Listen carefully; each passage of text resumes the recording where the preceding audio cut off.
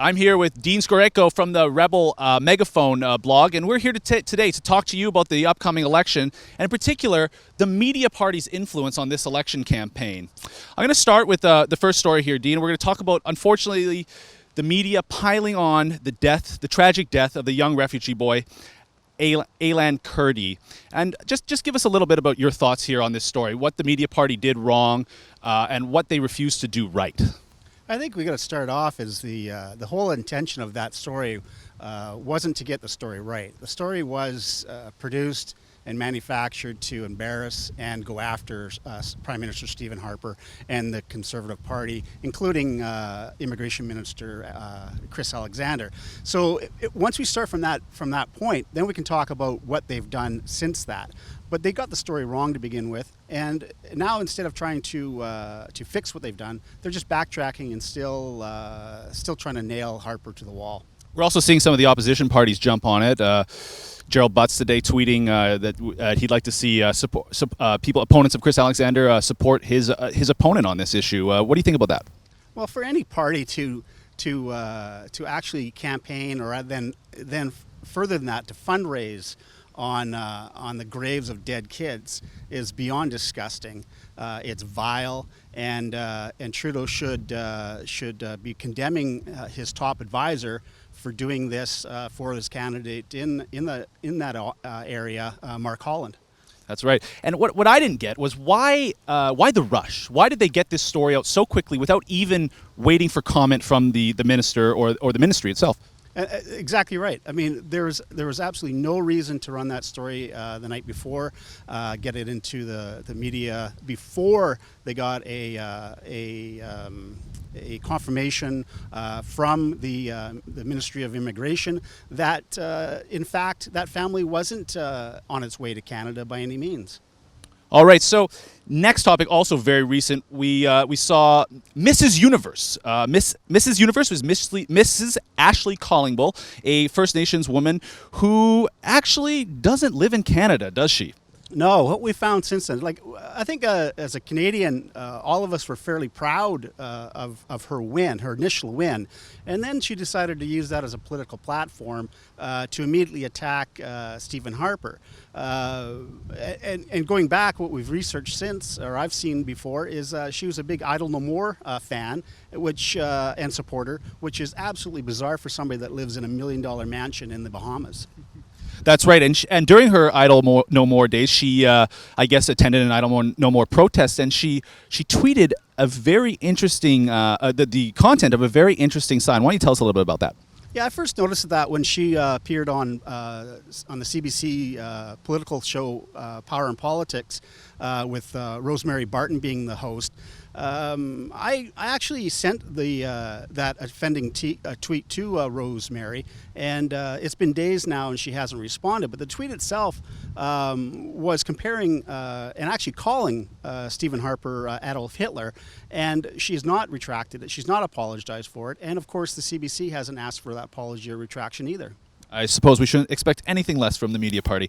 All right, something not as recent but still in the news because it was Conservative activists who did something about it. And I'm talking about Oakville Mayor Rob Burton, who basically lambasted the Conservative Party for hiring veterans as a security. And then he went on to basically compare these security personnel to brown shirts and black shirts in the fascist regimes of Hitler and Mussolini. Just disgusting behavior. What do you think about that? Well, the most telling point about his political affiliation. He's a hardcore federal liberal, a hardcore provincial liberal that he's campaigned for both federal and provincial liberals. He started off with calling our veterans mercenaries that were hired, and second of all, then doubled down after and can compare them to Nazi black shirts and Mussolini's brown shirts, or is it the other way around? Hang on, I can't remember that. Next topic I want to touch on a little bit is the story of Alla Burzba. Now, if you recall, she is the former Liberal candidate in Calgary who was forced to resign her candidacy after Conservatives, yourself included, discovered some pretty nasty tweets. And from there, the CBC went on to do this sort of fluff piece. Why don't you talk a little bit about that and sort of just, the CBC and why they would do something like that? Well, I think originally that was a conservative supporters online that delved into her past, and then, like you mentioned, she also after that, then the CBC and the rest of the media party tried to kind of rehabilitate her or make her look like the victim, pretending that it was done years ago. These things were said years ago, and what they refused to include was she also was tweeting under different names on Twitter, and at one point had told Ezra Levant, a Jew, to go back to Israel. CBC knows that she did that, and have still to this day refused to include that in that story. The other thing that they omitted was her vile tweet about wishing another Jew or Israel supporter to have been aborted with a coat hanger. And I am right in saying that she was at the Hamas rally last year in Calgary, where she told Ezra Levant to, quote, go back to Israel. Is that correct? And what's besides her, there's a viper's nest of these extremists in that Calgary area, and they're all very much connected. We saw that going back to last July, when during that Hamas rally, Jews and Israel supporters were viciously attacked, where we had the Calgary police do absolutely nothing to protect them, and we had the mayor of Calgary refusing to condemn these violent Islamic extremists, and at the same time we saw the Alberta media completely cover it up, including when Hamas supporters were chanting Heil Hitler at Jews. Yeah, no, I remember that. That was a frightening time for people in Calgary, especially those Jewish citizens. Continuing on, I mean, we've talked here a little bit about kind of the nuttiness, if you like, of some of the opponents of the Conservative Party and Stephen Harper, and just generally, I want to talk to you about sort of the typical NDP candidate, if you like. I know the Rebel. We've set up a website called MEETTHENP.CA, where we've archived some deleted tweets, mostly anti-oil, anti-capitalist style tweets, and comments. And wouldn't you agree that that's just kind of a typical belief within the typical candidate of the NDP here? Oh, I think they have a deep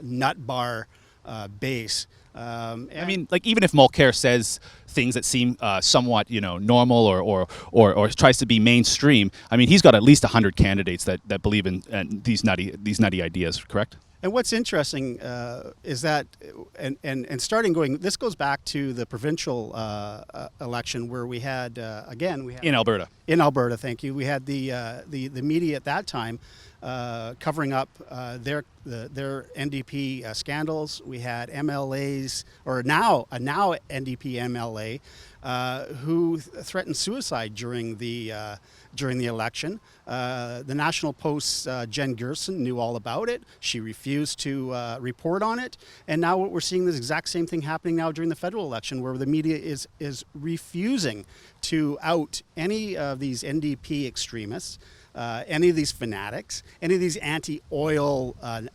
lunatics.